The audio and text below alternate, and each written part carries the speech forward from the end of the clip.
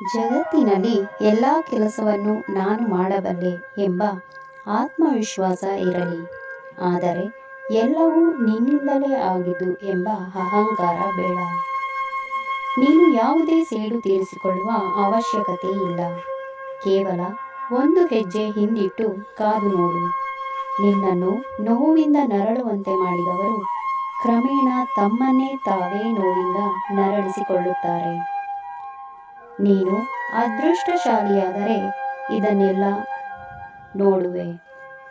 ಯಾವುದೇ ಒಳ್ಳೆಯ ಕಾರ್ಯವಾಗಲಿ, ಪ್ರಯತ್ನವೆಂಬುದು ಅಧಿಕವಾದರೆ ಹಣೆಬರಹ ಕೂಡ ಶಿರವಾಗುತ್ತದೆ. ಇದು ನಿಶ್ಚಿತ. ಮನುಷ್ಯನ ಮೇಲೆ ಭರವಸೆ ಇಟ್ಟವರು ಭಯ ಪಡಬಹುದು, ಆದರೆ ಭಗವಂತನ ಮೇಲೆ ಭರವಸೆ ಇಟ್ಟವರು ಭಯ ಪಡುವ ಅವಶ್ಯಕತೆ ಇಲ್ಲ.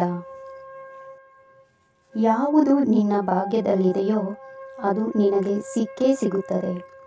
ಯಾವುದು ನಿನ್ನದಲ್ಲವೋ ಅದು ನೀನು ಎಷ್ಟೇ ಪ್ರಯತ್ನಿಸಿದರೂ ಸಿಗಲಾರದು. ಚಿಂತೆ ಬಿಡು. ಜೀವನದಲ್ಲಿ ಬರುವುದೆಲ್ಲವ ಬಂದಂತೆ ಸ್ವೀಕರಿಸು. ಮನೆ ಕಟ್ಟುವಾಗ ಯಾರೂ ಬಂದು ಸಹಾಯ ಮಾಡುವುದಿಲ್ಲ.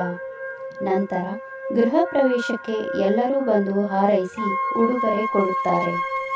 ಹಾಗೆಯೇ ಜೀವನದಲ್ಲಿ ನಾವು ಸಾಧನೆ ಮಾಡಲು ಹೊರಟಾಗ ಯಾರೂ ಸಹಾಯ ಮಾಡುವುದಿಲ್ಲ. ನಂತರ ಗುರಿ ತಲುಪಿದ ಮೇಲೆ ಎಲ್ಲರೂ ಬಂದು ಹಾರೈಸುತ್ತಾರೆ. ಇದೇ ನಿಜವಾದ ಪ್ರಪಂಚ.